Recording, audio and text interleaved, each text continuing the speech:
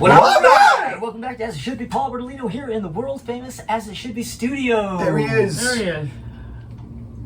Crystal Durant in the world famous As It Should Be studio. Here I am. There she is. Tommy Von Boyd in the world famous As It Should Be Here I studio. am. There he is. Yeah, I'm right here. Hello. Found Yeah. me. You All right, found yeah. me. And we're here to wrap up. Where's Tommy Waldo? Oh. Right there. There's Tomo. We're here to wrap up the world, the world famous Wrap the world up. album. Wrap up the wrap world. up the world. We're gonna Yeah. wrap up We'll the world wrap famous the world. albums of the year series. Wrap the children. Oops, whoops. No, Yeah. no, No, we shouldn't go do ahead. that. Not that. Now you're on a list, Crystal. Now that not that one. Please don't cancel me. Canceled immediately. Damn. But yeah. So yeah, we're wrapping up the series, the albums of the year series. Yeah. It was fun for the first half.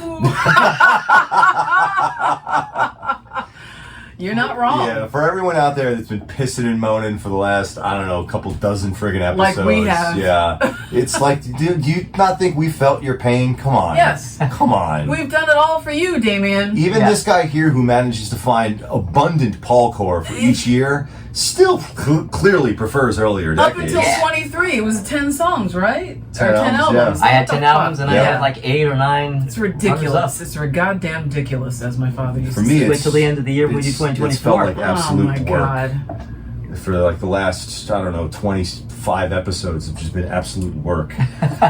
Yeah. Yeah, Crazy. You watch Tommy go from like being a kid in a candy store to being, a jaded old man who has to take kids to school and blah, blah, blah, blah. No, it's true. I'm over here. They're like, okay, here's my list. He's like, here's my list. I'm like, okay, I got, I don't know, at least these 3 kids. I didn't kick them off my lawn, And I'm still not even sure about them. I might still throw them off my lawn too. But the good news is that for this episode, we are going to be, we've gone into all our number ones and found a top 10 and ranked them, which means we're going to be discussing only music that we actually are excited and passionate about. Yes. But Oh. as you alluded to last week, it does not mean that these are necessarily our favorite albums. Correct, because the albums in each respective year are only being pit against other albums from that year. True. Correct. So, yeah. There are number 2, 3, 4 entries on some of our lists that could might be. have beaten number ones from other years. Yeah. But they were Yeah. not in the running for this. So don't misconstrue. Just like when we did this with songs, this is not necessarily a list of our top 10 favorite albums of all time, but we certainly love the hell out of them. Yes, there's certainly some of them, yeah. But Definitely. I think I start. I think it's you. I think it's. Oh, I do start this It one. is Okay. you. I start. Okay. All right. So my top albums of my number ones. All right. So I have coming in at number 10, the Dukes of Stratosphere with Sonic Sunspot from 1987. This Can you is that believe I have one. an album from 1987? As it should be. Yes. Because of course it doesn't sound like it's from 87. It sounds like it's from 1967. Don't Yeah. worry, that's why I'm here. I'll take care of Yeah, that. just yeah. So yeah, I talked about it on the 87 episode. It's basically XTC in disguise as a 60s band, and they do a stellar job. Okay, coming in number 9, Aerosmith with Rocks. Ooh. Yeah. Oh my god, that's right. We talked Oh about yeah, I that. forgot. Oh. That decade. I That forgot. record is Ooh. one fucking stinky hot fucking It is triumph, good. It is man. good, That yeah. is. I forgot. I have the records here to show. Dukes of Stratosphere. Aerosmith, Rocks. This record is druggy in all the right ways. Yeah. This is before the drugs completely took over. That's the Draw drugs the Line. were working with them at this point. Yeah, and Draw the Line, they're working against them. Yeah. They're Very fighting much with the against drugs. them, yes. No. Yeah. Yeah, that's true. All right. So coming in at number 8, it's a tie. Someone want to hold the tie? How about you, Crystal? It's a tie. We have from 1975, Captain Fantastic and Rock of the Westies. Oh yeah. And the reason this is a tie is because it was a tie in the original entry. Oh yeah. So yeah, but let's talk about can't have one without the other. It's like chocolate and peanut butter. Okay. So what happens if you put your fantastic inside your brown dirt cowboy. What about the Brown Dirt Cowboy? What about? You can't say that about the Brown Dirt Cowboy. Coming in number 7. Fleetwood Mac with Rumors. Yeah. Oh. You're trying so desperately to get that in there without the glare. Yeah. Solid effort. It's it's okay. You should check it out if you haven't heard it. It's pretty good. Coming in number 6, I actually don't have those on hand at the moment to show, but I do have a tie, and that is Kiss and Hotter Than Hell, the first 2 Kiss albums. Yep. Yeah. Makes sense. And coming in number 5 from 1973. Anybody know what my number 1 is from 1973? Dark Side of the Moon. Yes, as it should be. Non-Redux. The actual Dark Side of the Moon. The OG. You sure you wouldn't prefer a version of that done by just Roger Waters, where he's just doing spoken word over a whole bunch of stuff? I'm pretty sure. Yeah, Okay, I've thought long and hard about this. I just want to be thorough and make sure. I was lying awake last night, really going over it in my head to make sure. Yeah. Yeah. Okay, but coming number 4, The Kinks with Village Green Preservation Society, or The Kinks are the Village Green Preservation Society from 1968. Wow. How Yeah. long ago did we talk about 1960s? Oh, it was last year, I think. Wow. That's Yeah. what? It might have been last year, the 1960s 60s episodes. episodes, yeah. Yeah. Yeah, might have been, possibly. Mm. But coming in at number 3 is a tie. What? I couldn't get up. More than one tie on the list? Oh well, my god. it's because we had a lot of number 1s that were ties. Intern, might you? Well, actually, you know what? Fuck it. They've seen the tie. You can hold it if you like. You want to hold it? Yeah, okay. He's the one to be left out. Whee! Alice Cooper with Love It to Death and Killer. Killer, yeah. Let's see if we do this so they're not. There you go. Well, they're going to be down there anyway, but yeah. Yeah. Nice. So nice. I have twice. Mhm. All right, so something like that. All right. As long as it's not Ice Spice. No. Ice Spice may get a tie, but it's going to be on a different list. God. Number 2. Yes, that is correct. Number fucking 2. I have the Beatles What? with Revolver. Mmm. And it was tough. You know, I had a lot of Beatles number 1s, and I had to kind of go which Beatles number, because I'm not going to put all the Beatles number 1s there. Right. And rightfully, I maybe, if I was going to be 100% real, more of them would be on the list. But I say this all the time, I'm not just going to make a list of a bunch of Beatles things, you know. So this is the one I chose. Good choice. But my actual number 1, my number 1 of all my number 1s, that I'm even putting above Revolver, the Moody Blues with Days of Future Past. That's no surprise. Yes. Yes, yes, yes. Yeah. This, yeah. To put it simply, this record is for me. This record is for me. That's yeah, it's just one of my favorite records of all Yes. time, clearly. Now, we were talking about how these aren't necessarily our very favorites of all time, but that's one of them. And actually, all of these kind of are on the list, but they wouldn't be in the top 10 necessarily. Yeah. Anyway, so there you go. That is my favorite Good stuff. of my number 1s. All right. All right. What kind of commercials are going to be? We'll do like the other Favorite the commercials other of all ones. time. Oh yeah, the top 10 favorite commercials. Yeah. Yeah. Well, you know, just But I'll not just 10. put the best commercials from, or some representative Right. commercials Yeah. from our series, and reuse them. I like that. I dig that idea. That's Yeah, good. so- Okay, cool. So there you go. Yes. Yeah. Okay. Clothes at your Sears store, Union Bazaar. Clothes at your Sears store, Union Bazaar. Clothes at your Sears store, Union Bazaar. Clothes at your Sears store, Union Bazaar. Clothes at your Sears store, Union Bazaar. Clothes at your Sears store. Clothes at your Sears store, Union Bazaar. Outrageous. Clothes at your Sears store, Union Bazaar. Clothes. Are you putting me on? Sears store. Honestly. Clothes at your Sears store.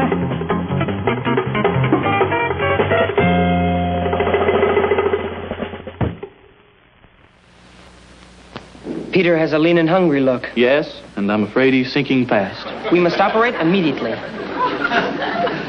Bull, Sugar, milk. 90 cc's of Kellogg's Rice Krispies. I think the patient's responding to the Rice Krispies, Doctor. Congratulations, sir. A brilliant use of snap, crackle, and pop. With enough Rice Krispies, will he be able to play the bass again? Yes. That's kind of weird. He never could before.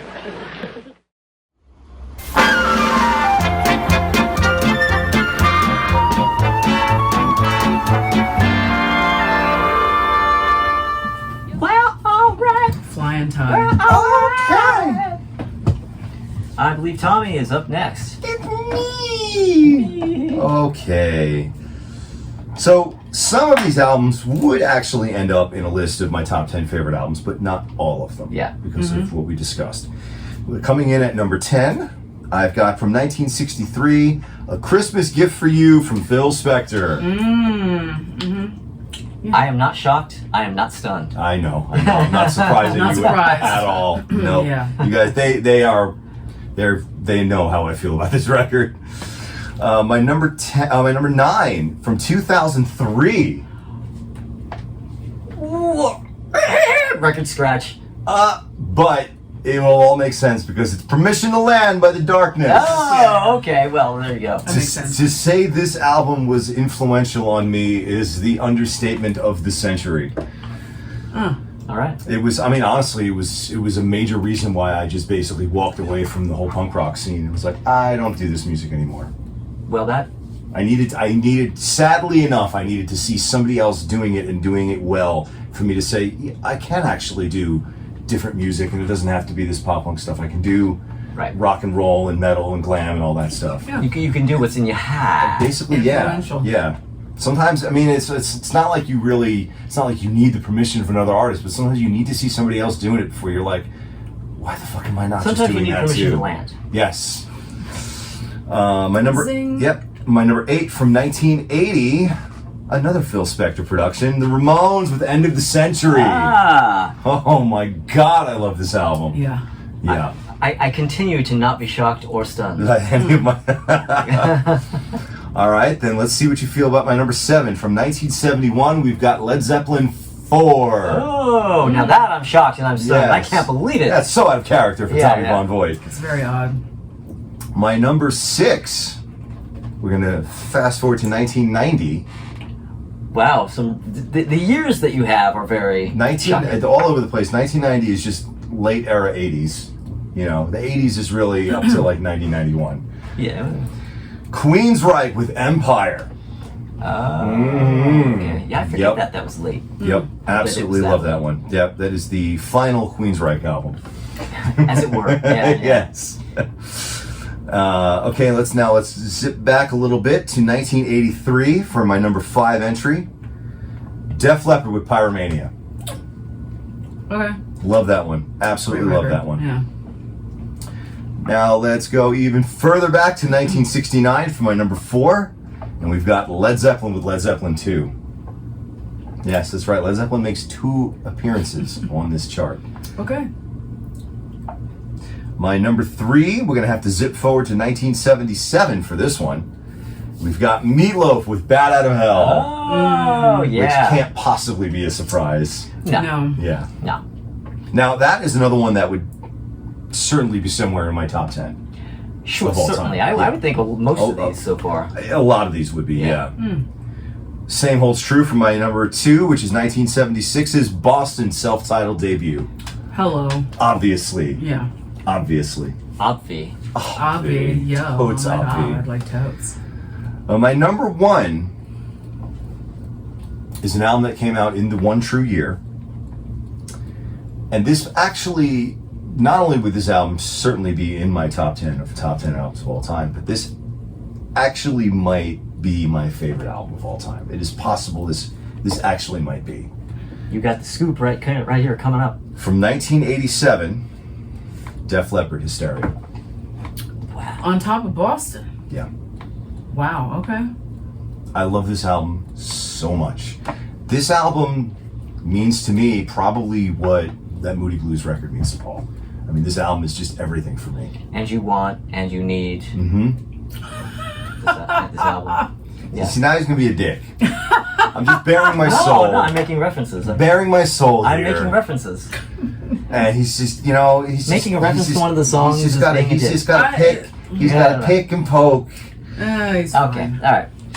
Okay, all right. Well, that is that for Thomas' list. And commercial time. The Carpenters. It's a whole new bag, it's a whole new sound. So crisp, potato chips by more tons. The really fresh one. It's a whole new bag, it's a whole new sound. By Morton's. The really fresh ones. I love you, alphabet. Oh yeah. Wherever I go, your ABC delicious. Oh, I love you so. Hey man, what have 5 hands 10 legs. and 11 alphabets letters? You don't know? The Jackson 5. That's us. And that's no job. I love you, alphabet. It's got 8 vitamins.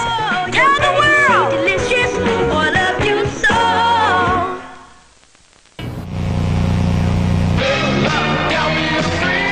Hello. This is Elton John in California with Carl Wilson of the Beach Boys. Joe Walsh. Hi. Hi, we're the Eagles. And this is Shaka Khan of Rufus. These are some of my favorite American artists, and we're all playing at Wembley Stadium on Saturday, June the 21st. Elton John, the Beach Boys, the Eagles, Joe Walsh, Rufus, Stackridge, Wembley Stadium, Saturday, June 21st. Tickets $3.50. Book now.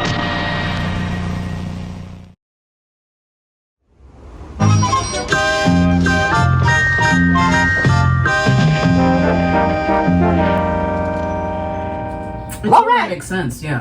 Crystal. We're back. It's time for Crystal. Yeah, hi. So I didn't write down the years for these. I forgot. You know what? I wrote them down on mine, but I forgot to say them. For the most part. Yeah, so For shame. now both of you go back and look at the whole year of these fucking episodes and figure it out. Coming in at number 10, I have The In Crowd by Ramsey Lewis. Wow. Yeah, I love that record. Because I was just gonna say what year is that from. Forget. Yeah, it was the 60s, I think. Number 9, I have Pet Sounds by the Beach Boys. What year was that, Paul? 1966. Thank you very much. Number 8, I have Forever Changes by Love. What year was that, Paul? 1967. Number 7, I have a tie with Head and the Birds, the Bees, and the Monkeys. What years were those, Paul? 1968. Thank you. Number 6, I have Say It Loud, I'm Black and I'm Proud by James Brown. Paul, do you know what year that was? I thought that was 68, but Yeah, it's not because the Monkees was 68. Right. Close enough. Number 5, I have another tie, and that is the Yes album, the first album, and Moog Sensations by Jean-Jacques Perret, which changed the world, Jean-Jacques Perret, with the Moog. 1969. Somewhere around there, yeah. Good enough. Number 4, I have The Harder They Come by Jimmy Cliff. Oh shit, from 1972. 1972. Thank you, which is the soundtrack Beat me to to it. the movie. 82. And it's fucking fantastic, Jimmy Cliff. Many Rivers to Cross, just that alone is, wow. Coming in at number 3, I have another tie. And that is Rubber Soul and Help by You Know Who. From 1957. Thank you very much. Nailed it. Yeah. Number 1983. Got it. 1983. Coming in at number 2, I have Here Are the Sonics by the Sonics. And Oh, that 60 is? something. 65? 65, 66, Something somewhere like that, around yeah. there. And then coming in at number 1, I have Who's Next by The Who. What year is that? 1992. Thank you. Nailed it. 2012. Absolutely killing it. Yeah. That is my list of my favorites from the decades. I like that lift. It's a good Yeah. lift, That's a right? good lift. I like the lift. Not too It's a many lift. surprises on it. No. Well, I guess none of our lists will be surprising because we know each other's taste, and when we talk about our very favorites, it's Yeah. like, well, yeah, duh. Hello. Boston, Alice Cooper, The Who. Duh. Come on, people. Yeah, those of you just coming in late, go back and watch from the beginning. Yeah, and well, anybody watching this is the first video you're watching. You're not going to have a clue what's Must be just going confusion. on. This is Yeah. very strange. Confusion. And by go back to the Yeah. beginning, I mean go back to the very beginning with songs by bands we hate. And then And bands we hate by bands we hate, songs. songs we love by And- bands we Yeah. songs we hate by bands we love. Yeah, very beginning. That was 2 years ago. All right. Well, now it's commercial time, and then we're going to come back and talk about the ones we chose, our favorites or least favorites of our least favorites. The lowest. If that makes sense. I don't know. Yes.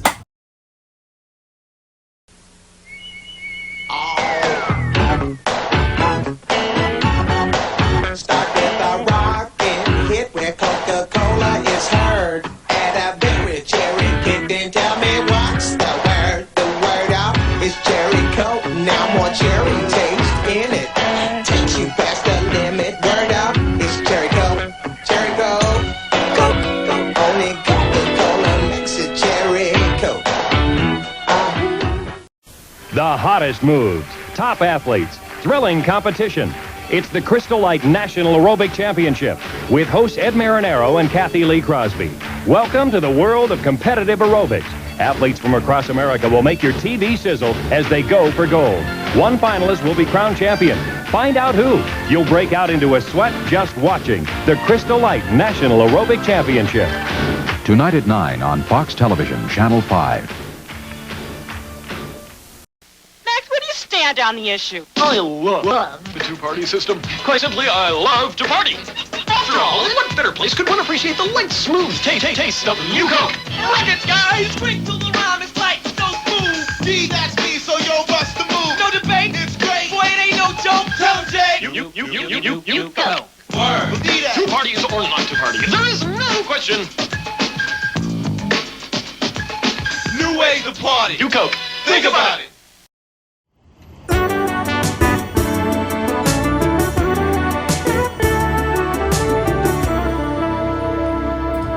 And we're back with the lowest of the low. Lowest of the low. All right. Moist. W-O-I-S-T. The voice. You've heard of low-hanging fruit. This hangs below that. Whoa! Below snake bellies. Ah, Man. near the core of the earth. Oh, Yup. terrible. Well, now, as I said earlier, this worst of the worst list was far more tough to make than the best of the best. The fact of the matter is, this may not necessarily be the absolute worst of the worst, but I just kind of chose. I went through. I made a director's cut list of every single worst of that I had on every list for every damn video. It was a long list, and I would just scroll down with my eyes, and anything that popped up, I was like, "Oh shit!" and I would indent it.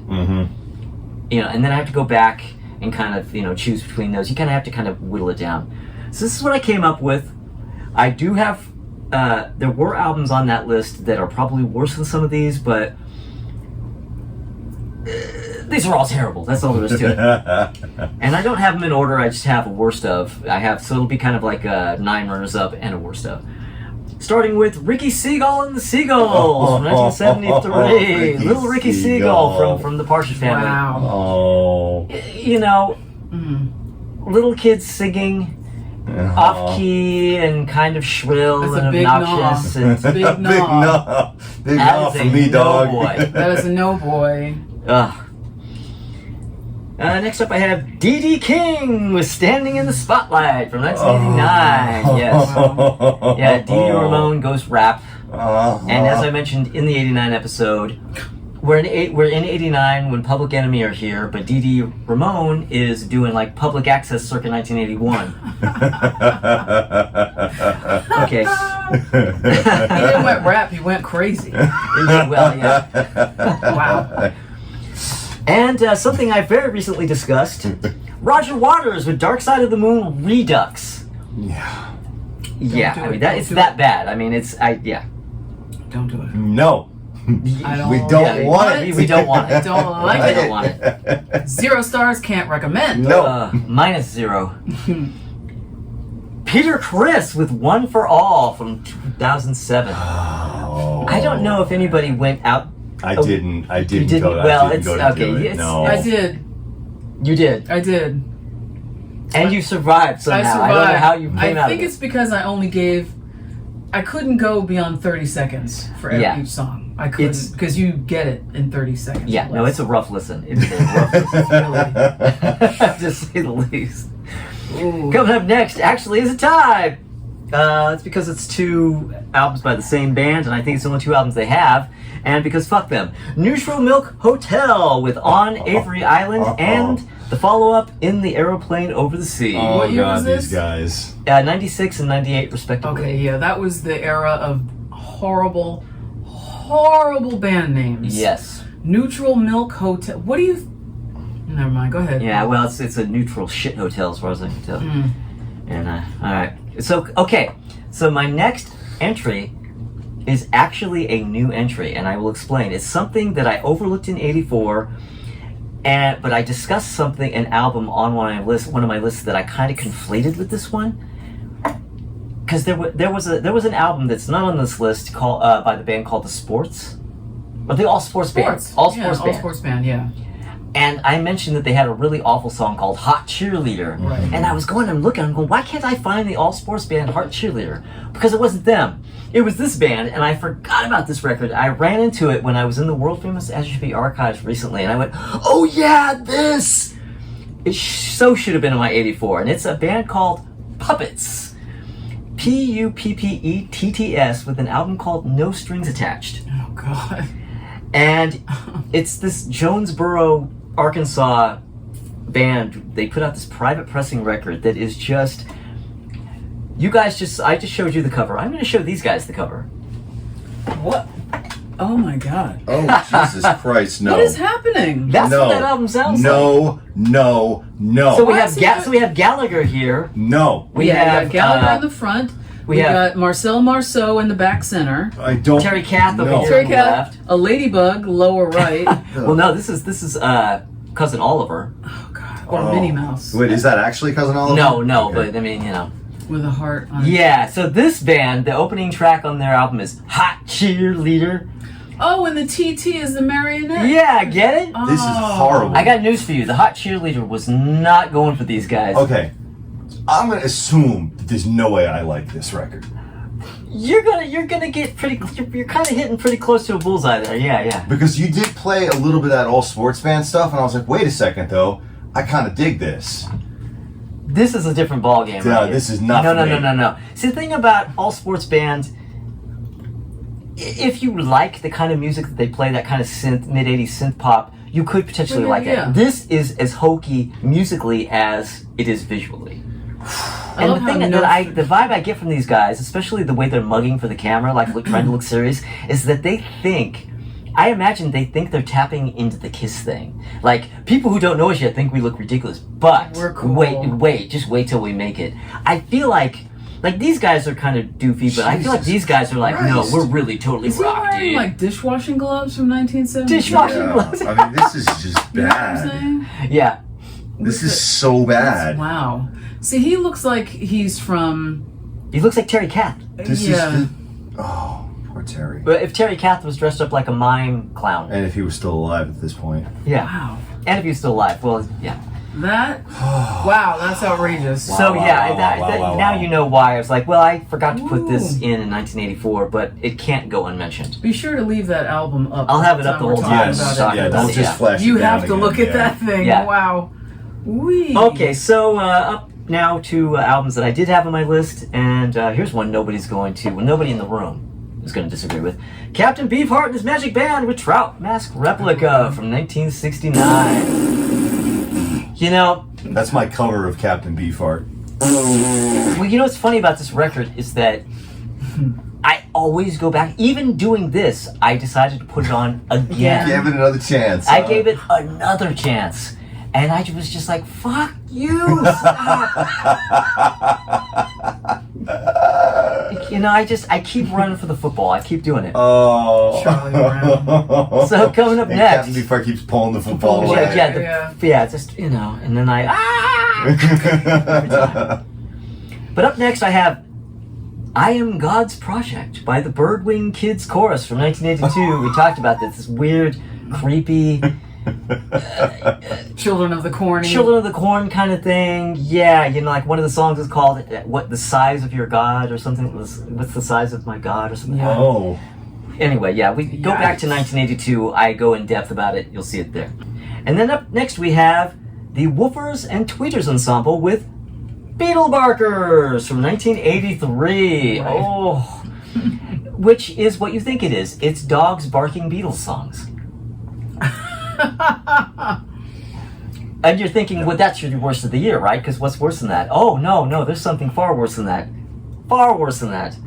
And that is the Moonshine Bandits with Baptized in Bourbon from 2017. Oh, that is my worst of the year.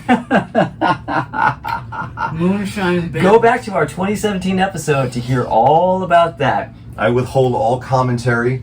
I said everything I needed to say during that episode regarding this album. Well, yeah. To say that's a rough listen is an understatement. But, yeah. Brutal. Bro. All right, Tommy. Nicely done. All right. Nicely done. Okay. So, I've got 10. My number 10 from 1974, The Residents with Meet the Residents. Someone needs to start eviction proceedings. Get it? Because they live there. Fuck the Residents. God, what is wrong with you people?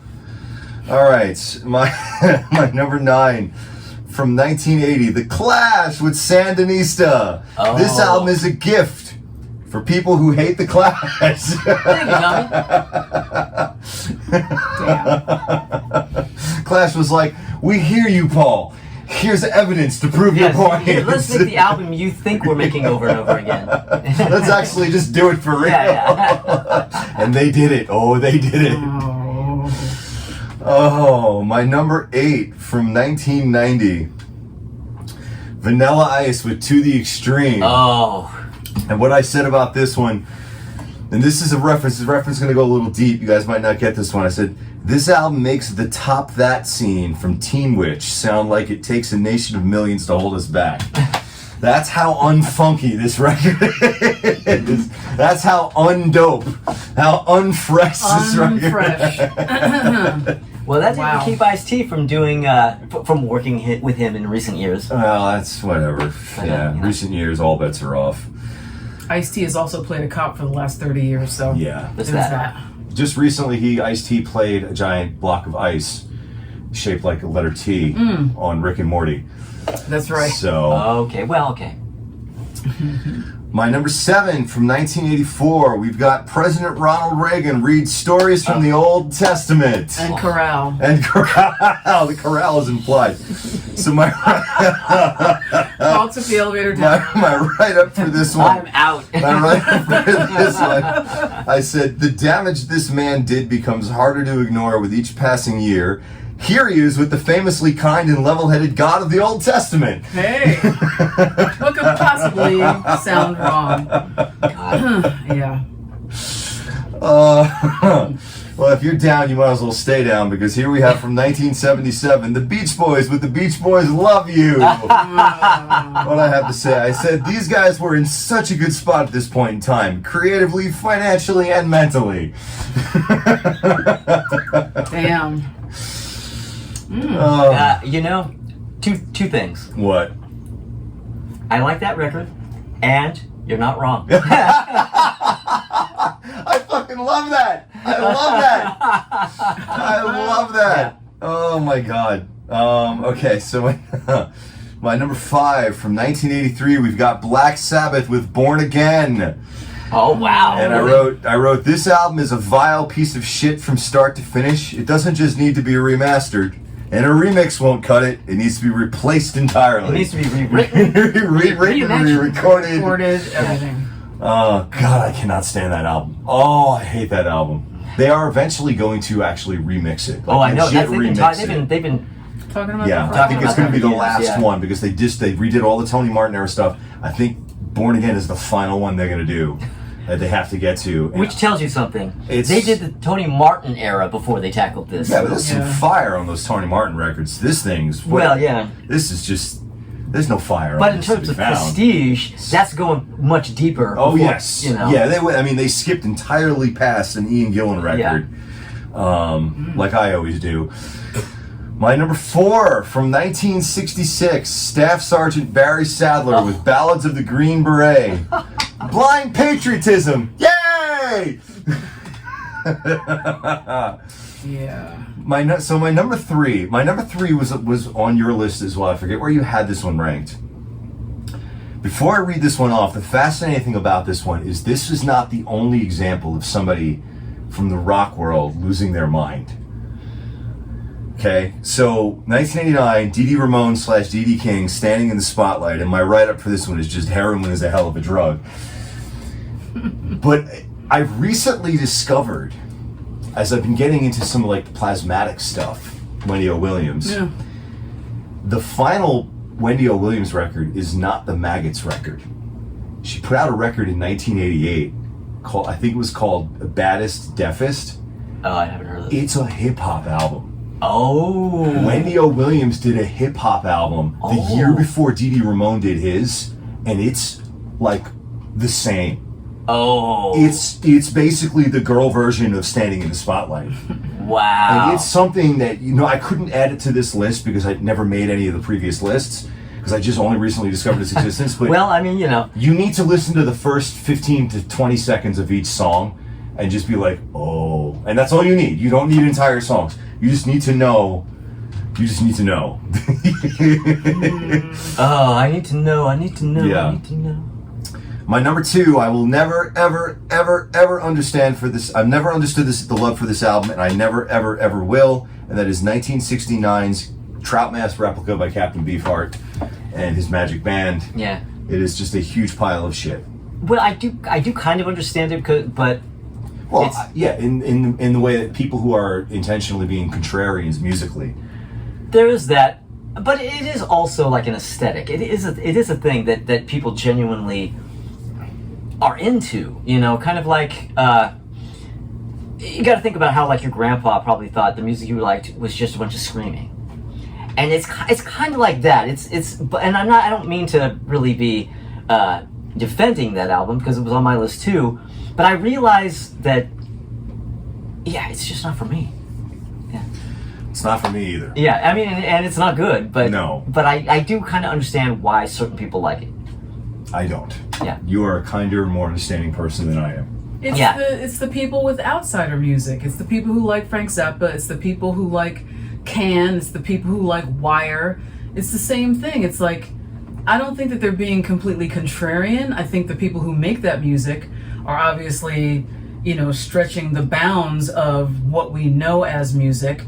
And, you know, people thought the same thing about Devo when they first came out. Like, what is this? This is terrible. I don't understand it. It's noise, blah, blah, blah.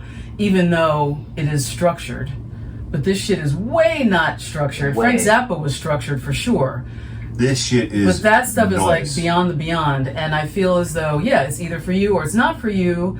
And for people who, I've said a million times, if you don't like Trout Mask Replica, then listen to Frank Zappa. If you're really interested in getting to understand that music and know it, then listen to Frank Zappa. And I don't mean Valley Girl. I mean, you know, Hot Rats and Weasel Ate My Face and all that shit. Like, listen to that. And hopefully you will understand and get into it and get the musicality. Like, I have Jesse Krakow to thank for, and Adam Jesse. Minkoff and people, those dudes that we know, for not getting me into it, but making me really listen to it and appreciate it more than I did right off the bat. Like, this is bullshit noise. Wait a minute. So I have to rewind. Adam Minkoff likes that album? Not that album in particular, but he's a big Zappa. Oh, Zappa, of course. person, Oh, I thought you were saying that he liked Trout Mask Replica. Oh, no, I didn't say that. That would shock me. No, I don't think we've ever really talked about that specifically. Okay. But he's like all Zappa all the time. He's in Zappa, Weasel's that's a band and all that. But it's a stepping stone. But there's a lot of Zappa that people, you know, obviously they don't like or whatever. So it's not for everybody. I try not to poo-poo anything without listening to it first, and I can completely see why people hate that. I get it. I'm not saying that I like it that great. I don't think that it's the best thing ever, obviously, but I'm like, I'm okay with it. You know, it is what it is. Like Cannon and Wire and all that shit. Right on. I mean, Yeah. you just said far more than this album ever deserves. Like, cool. You know, good on you. Good on you, Crystal. Thank you do you. you. That being said, that was only my number 2. Yeah. Well, that album is a number 2, that's for sure. Yes. Oh. My actual number 1, Shit. 1961. This album defies description. Oh, I think I know what this is. You've heard of So Bad It's Good? This album is so bad it's worse. Sing It Again, Sam by Sam Sachs. I didn't realize it until about halfway through. I was like, I think I know. I can't even get into it. Just look this up and it it's so bad it's worse. I can't. Let's move on to Crystal. I can't. Oh dear. Wait a second. I have to scroll back now. Sorry. All right. So it's now on to Crystal's list.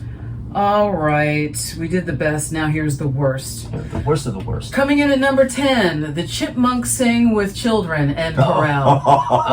And Corral. That was so close to making my list. Yeah. I had it like number 13 or something like that. Number 9, Music from the Elder by Kiss. And Corral. And Corral. Coming in at number 8, Ted Corral Nugent. Oh, no, that's accurate. You're not wrong. That's accurate as fuck. Yeah. Coming in at number 7, I have Tusk by Fleetwood Mac. Go back to that year. Wait, back up. Notice how she didn't actually specify which Ted Nugent album. Doesn't. Oh, okay, so that was on purpose. You just didn't forget to mention No, I don't care what it is. Anything by Just Ted the very Nugent. concept of Ted Nugent, Nugent. period. Ted Moving Nugent on. as an entity. As an entity, Ted Corral Nugent. I don't care what it is. Nothing. Number 7, I have Tusk by Fleetwood Mac. Go back to that year and you'll... Yep. There was quite a We explain it. thing on that. A lot Yeah. of big explaining. Coming in at number 6, I have Exile on Main Street by the Rolling Stones. Thank you for saying that. That is so. That record is a hot That is so fucking mess. overrated, and It's I'm so tired of incredibly people. overrated. I mean, it's overrated, but man, worst? It's deliriously overrated. It's one of their worst records, I think, for sure. Wow. And I just don't like it. I can't. The fact that people breathlessly and endlessly keep praising the That shit thing. out of that album is actually harming that album because they build it up so fucking much. And then when you hear it, and you're like, are what? you sure this was this album you're talking about? And I feel as though, because people who are older than me were talking to me about it. And when was the first time I listened to it? High school, maybe? Like 11th grade, 10th grade or something? And, yeah. You go into expecting something better than Sticky Fingers, by the way people talk about it. Yeah. Well, that's the thing. It's the thing. You listen to And I fucking put Listen it to on and I Exile. was just like, what is this? Do they think it's so great because it's such a departure from OG Stones to the record before this? Like, I just don't. It is not good. It's not good. I feel as though it's just this completely rambling. They were all whacked out on smack or something when this was happening. It's not good. When I hear that record, after people praise it so much, I hear that record and I'm like, you guys even listen to Sticky Fingers, man? Yeah. You guys know about Sticky I would Fingers? say You should this check though. out Sticky Fingers. Yeah. That is definitely an album that I think you could get a really good, solid single album out of. I could see that. Yeah. I could see that. There's a lot of fat on that record. The fact that like it's as Rocks bloated Off, as it does and doesn't Someone help. Dies, Yeah. Or, All Down the Sticky or Line. maybe an There's some album, good but tracks peppered in there. You know? It's not just fat, it's like rotted fat. Gross. Coming in at number 5, I have Chachakas with Jungle Fever. Oh shit. And this is like is it a guilty pleasure? Nah, it's not a guilty pleasure. It's just terrible. But, that one song, hi. I always forget this is that. That's a novelty record in my eyes. Oh, that's absolutely a novelty And they record. played Yeah, it it to is. death during that time period, and it's just so funny and stupid. But the whole record, no, that's a no boy. But that really illustrates how the 70s were. Yes. This is a record of basically a woman having an orgasm over and over for again. 45 And you heard that minutes. on the radio all the time for all the kids to hear and everything. Yeah, but it was done so much better by Donna Summer. Yeah, well, Who wore it better? but again, Yeah, that's how the 70s were. Yeah, bitch stole my look. Yeah. Coming in at number 4, I have A Little Bit More by Dr. Hot Dog Water and the Herpes Show. When all we wanted was a little bit less. Yes, but they gave us too much more. Coming in at number 3, I have America, Why I Love Her by John Wayne and Pharrell. Oh, John Wayne. I considered that one for my list. Ralph. Have you listened to that? No, I'm not going to listen to that. Just He doesn't even need to. Just give it 30 seconds though, because Each track or just 30 seconds? just the first track, 30 seconds. That's all you need to hear, because he was so old and geezer when he did it in the first place, and he's trying to put on his cowboy, ba ba ba ba, but in his normal. Yeah. All right. Coming in at number 2, I have God Bless Tiny Tim. Because of course. Yeah. Go back to that. Tommy gives a good treatise on that. Like, yeah, it's just terrible. But my number 1 worst of the worst for this wrap up is Hocus Pocus by Focus. It is of a time and of a place, but that part of that time and place never needs to be listened to or appreciated or anything ever again. I find it fascinating how much this song gets to you, because you have mentioned this a million over times and over again. It really, really gets under my skin because it was played all of the fucking time when that came out, and you couldn't escape it. It was like that and Popcorn. That's what keeps playing in my head. Christ. And this thing, oh my God, it was, yeah. It was played all of the time on the radio. You couldn't, AM radio, FM radio, that was played on black stations, Hocus Pocus by Focus, okay? Played everywhere. And it is one of the worst things laid to tape ever in life, the history of the world. Okay, no, that came out, what, 73? Something like that, 73, 74, Okay, so somebody at those black stations was fucking up, because I am sure there were better options. There were that year. 1973. Yeah, there were way better options, but to get an audience, you couldn't escape playing certain things. And it's like, what are the whiteys listening to? Right. Oh, that's really all right. Let's play this once every 3 hours or something. I'm not saying it was on heavy rotation, but they still like did the it. other stations, but they still played it. Oh. I remember Philadelphia people. That song was played on WDAS. And you know what I'm talking about when I talk about WDAS, which is the I'm black y'all, and I'm black y'all, and I'm blackity black, and I'm black y'all radio station. One of the funkiest, one of the original Quiet Storm stations in the United States. Yeah, that was played on WDAS when I was a kid. That's all I gotta say. Terrible. Well, even then they had to go for the lowest common denominator. Yeah. So, all right. All right. Well, most of this episode is us discussing our least favorites. Yes. We wrapped it up. Yeah, we wrapped it up in a nice stinking low. Real tight. Now throw it off the boat into the lake. Yes. Yeah. All right. Well, let's Weight go it for down. a commercial. Yes. Tie it to an anchor, throw it in the ocean. Commercial. Movie, by the way. Finally tonight, are you up on the latest hot trend in music? Are you into the grunge? It is a raw, gritty sound born in Seattle. It has become so popular that Seattle has suddenly become the country's new hot breeding ground for rock stars. Take the Seattle grunge band called Nirvana. It has become the nationwide sensation. Its first album has taken the music industry by storm. Joyce Taylor reports. 107.7 The End, the #1 band in the nation, ladies and gentlemen. It's Nirvana from the Nevermind LP. Smells like... And the men behind the sound are from the town of Aberdeen, Washington. Lead singer Kurt Cobain, Chris Novoselic on bass, and drummer Dave Grohl. In 14 weeks, they've topped the Billboard charts, knocking Michael Jackson down to number 5 and beating out Garth Brooks, Hammer, and U2. They soared to the top quicker than anybody would have ever imagined, including the record label. Nobody had any idea that this band was going to happen as fast as they did. Even Rolling Stone magazine, featuring Nirvana in its latest issue, calls it a startling success story. The homegrown grunge pop sound is up for a Grammy for Best Alternative Music Album of the Year. This record is a record that people can relate to. There's no hype behind this record. There's no flashy cameras behind this record. It's a record made by the people for the people. I'm Joyce Taylor for NBC News. The grunge. The grunge. It's been around for a long time. They just put a name around to for a while. it. Sure, Nirvana has been too. Oh well, that's it from this edition too. Well, all right. That is that. All right. That is the end.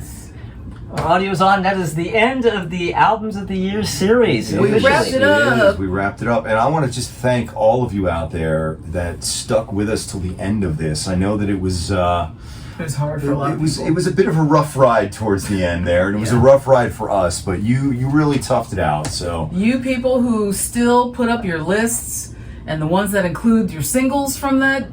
Yeah, the whole line. And your list. And you know who you are. Thank you. Thank you from the top of our hearts for sticking with us, because there's some rough shit. We couldn't have done it without you. We couldn't have done it without you. Yeah, but thank you, really, honestly. Thank you for everybody who's watching all the videos. Yeah. And who've been watching all this time. There are many more to come, but, you know, it's the big end of a series, so you kind of have to do this, you know. So now what we're going to have is like a curtain's going to go up, and Jimmy Stewart's going to be at a piano. And Carol Burnett's going to come out with a mop. Yeah. Dressed like a cleaning lady. Yeah, but... Yeah, so it's been really... you know what, honestly, as difficult as a lot of the years were, the whole thing was fun to me. Even talking about 1990, you know? Because the thing is that in every year I had albums that I genuinely liked. I mean, if I had been like in Tommy's position where it's like, oh, fuck. Okay, I don't hate this album. Okay, all right. You know, I mean, if it had been like that, it would have been a much rougher ride. So you're the one, even more than the viewers, who really stuck it out more than anybody. It was so hard for me. I mean, I hit that wave I rode throughout a lot of the 90s and the first couple of 2000s episodes when I was talking about all the records I was into big time at the time, but I'm not into them anymore and haven't been in a while. Right. So that really carried me for like a good 10 episode arc, it felt like. Yeah. But once I was past that and we're into like 2005 and 2008 and shit like that, and I'm just looking around like, where do I belong? How did I even arrive in this place? You know, I felt lost, and I'm not even gonna lie. These episodes, for like the past 20 episodes, have not really been that much fun for me, because it's been revisiting years that musically haven't been fun for me. Yeah. You know? Yeah. I mean, when it came down to it, we decided, hey, I think we just kind of decided, let's just do all the way down. Yeah, let's all the way down to all the way up to the present day. Well, we wanted to see if we could go all the do way. it. Let's not Yeah, it stop was a till 1990. challenge. See if we can do it. We threw down our own gauntlet. With no idea what and the then once we results started would be. getting into it, it's like, oh shit.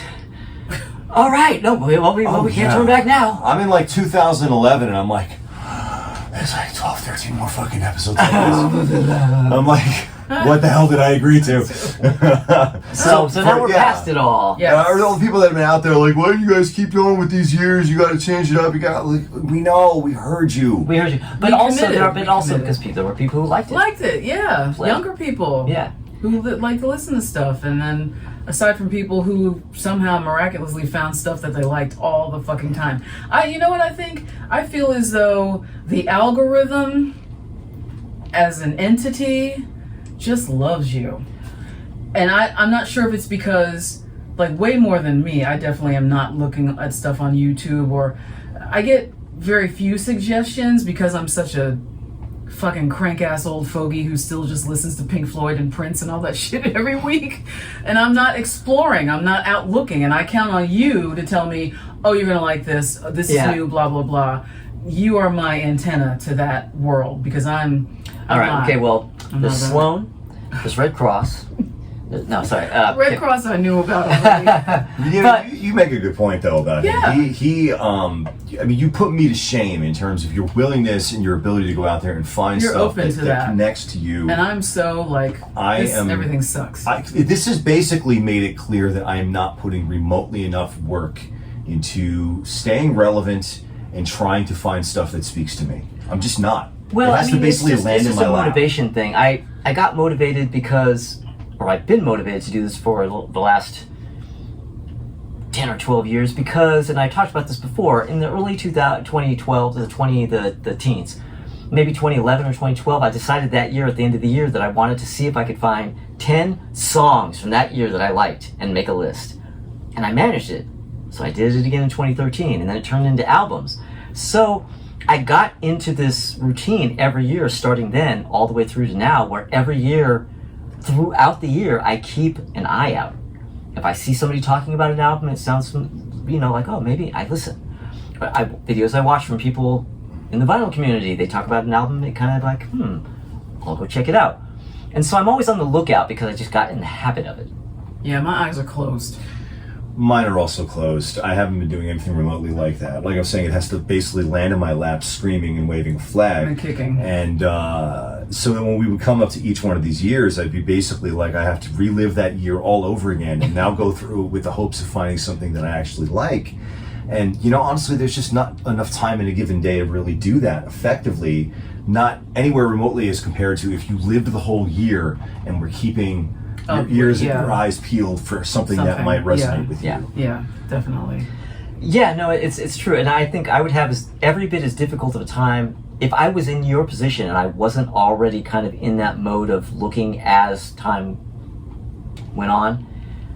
I would have as difficult of a time as you. Yeah. If I didn't. Yeah. Yeah. I'm too busy yelling at everybody to get off my fucking lawn. Well, if they would just stop getting on your lawn in the first place, you wouldn't have to yell at them. I would. If you would stop having a lawn. Yeah, I guess I better get a condo. That's the problem here. There you go. The problem here is lawns. Ice Spice can't get to you in a condo. That's why we live in New York, because we don't have lawns here. Yeah. Well, but Ice Spice is from New York. Yeah. All right. Well, everybody, thank you. Thank you for watching This is all the these videos. But before I take us out, maybe we should tell you where we're going to be going from here. Oh, yeah. We do have a new series coming up. Yes, we do. Starting next week. Mm-hmm. Very brief, an extremely brief series, but a fun one nonetheless. It's a mini-series. It's a mini-series. Foreshadowing. Yeah. We're going to be discussing, by decade, our favorite TV themes. How about We're going to be doing, initially we're going to do 50s, 60s, 70s, 80s. We kind of realized 50s was going to be a little tough, so we changed it to 60s, 70s, 80s, 90s. But there's going to be a fifth episode where we discuss cartoon themes. Yes. So the next 5 weeks will be that. We're not going to do the different video in between. It's only 5 videos, so we're just going to do them in a row. Yep. Yeah. All right? All right. And that is that. Thank you for subscribing. If you have, if you haven't, click the little bell, because notifications when you do subscribe. I'm getting this all wrong. I haven't practiced it enough, see. Like, comment, all that shit. Tell your friends. Listen to Sloan. And come back next week when we begin our new mini-series, our favorite TV themes. Bye. Television, bye. AC2, talk about getting it done. I'm just an assisting assister over here. I don't think I've seen this t-shirt. Oh no, you have worn this t-shirt before. Yeah, I've worn it's been a while though. Yeah. Matches the hat. Dino. Okay. Dynamite. Dynamite. Okay. All right, ready.